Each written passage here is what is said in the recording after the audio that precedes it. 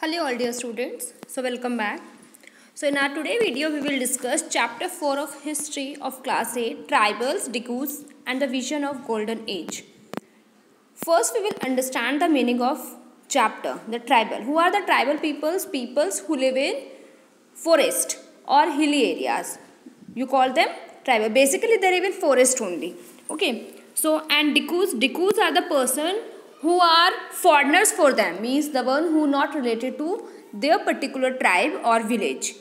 So basically according to the chapter, Britishers were Dikus for them and the vision of golden age. So the laws imposed by the Britishers on the Dikus or the tribal peoples, they think if we will get freedom from all these laws, then then that age will be the golden age for us, because at that time we can live freely. Okay, so let's continue with the chapter.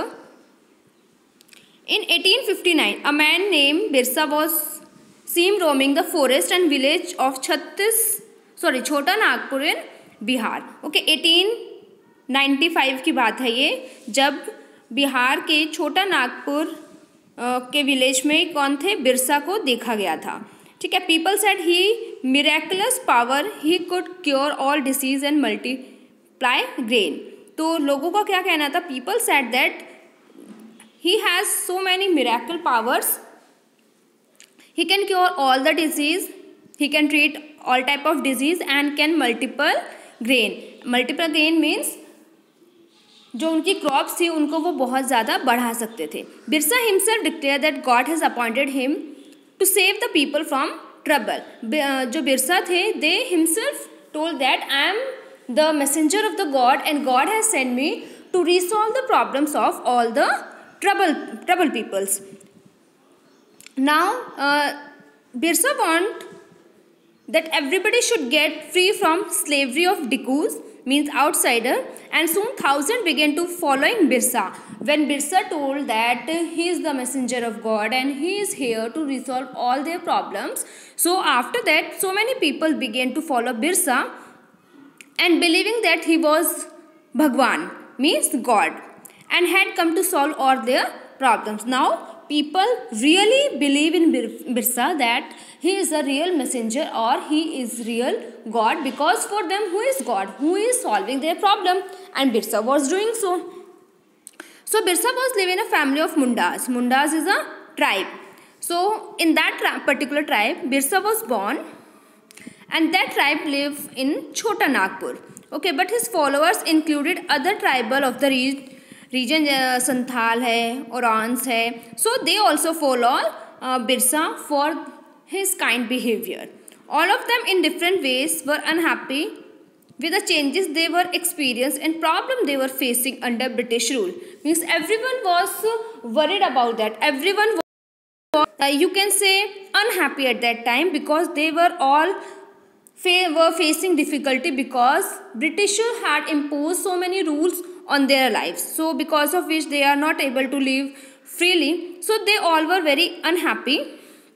Their familiar behavior of life seemed to be disappearing. Their livelihoods were under threats and their religion appeared to be in danger, because Britishers imposed them their rules. Okay, they were not free to follow their own religions and cultures. Next is, what happened did Birsa set out resolve? So what kind of problem Birsa solved for them? Who were the outsider being referred to as Dikus? So who were the outsider जिनको वो they refer as Dikus? They are only Britishers or they are someone else. Next, how did they enslave the people of the region, and how Dikus start enslaving the peoples of the region? What was happening to the tribal people under the British? Here we will also study that what happened to the tribal people when Britishers imposed their rules on them. How did their life change? So by following those rules and regulations, how their life changes. These are some of the questions you will read about this question. So in this question we will get answer of all these questions. In our last videos, or we can say when we studied 6th and 7th, there also we get meaning of tribe and tribal societies. So most of the most of the tribes are having their own custom and religions. They don't have a caste system like we are facing in our society. So these tribal people don't have their social division. No, for them they all belongs to same society, same tribe, and they all have their some different rituals which they follows. They all believes in sharing common ties and kinship. However, this did not mean that there were no social and economic difference within the tribe. They all were equal. They all share a particular land. They have different rituals from us. They don't have social division as we are having in our society, but it doesn't mean that they don't have any social and economic difference. They are also having some differences, that one is having more animals than other, one is having more land than another. When they are gathering fruits and vegetable from any forest, so one are able to gather more, another are they are unable to collect so many fruits, or they are not able to collect fruits even for their need. Someone are there who are collecting in surplus manner. Okay, so like this there are some social differences between them also. Now we will discuss how did tribal groups live. See, by the 19th century tribal people of different part of India were involved in a variety of activities. By the 19th century, tribal peoples involved in so many activities like cultivating, hunting, gathering, fishing, and so on. So here is first, some were jhum cultivators. Who are the jhum cultivators? We can also call it shifting cultivation also. Okay, what happened in this type of cultivation? There is a small piece of land which is covered with trees. Okay, what they will do, they will cut these trees so that sunlight can directly come to the ground for the cultivation of any crop. And when they burn these trees, so they will distribute this ash of these trees in this field only, because ash is containing potash it is very good in potash, and it is very good to increase the fertility of the soil. Okay, so they use this ash as their fertilizer, means every time they didn't use it, but when they clear any part or any region for cultivating, so they use this ash for their land only. Okay, after that what they did, they grow particular crop in their part of land.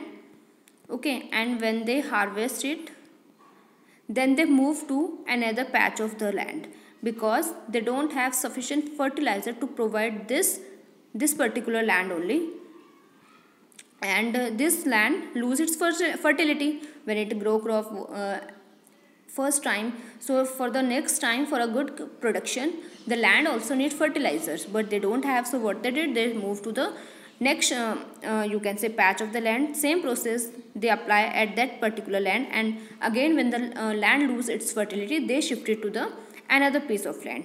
Okay, and this process they follow throughout the year, or you can say whenever they don't have any particular land or fertile land to grow crops over that particular land. Okay, so now let's move further. So this is the meaning of jhum cultivator. Okay, jhum cultivation you also call it shifting cultivation, and slash and burn also, because you burn slash of the trees, and after that you distribute it in particular land only. After that we are having shifting cultivator were found in the hilly and forested tracts of the north, east and central India. Like this we are having our India.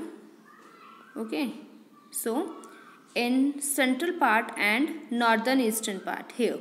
So here we can get all these tribal peoples who practice shifting cultivation in these hilly and forested areas. Okay.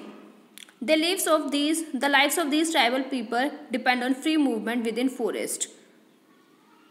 They focus on the free movement only because wherever they will get good land for the cultivation and they will get enough fruit and vegetable from the forest, over that particular part only they start living and being able to use the land and forest for growing their crops. That is only why they could practice shifting cultivation. When the resources of any particular part is exhausted and completely used by them, then they shift to the next part of the forest.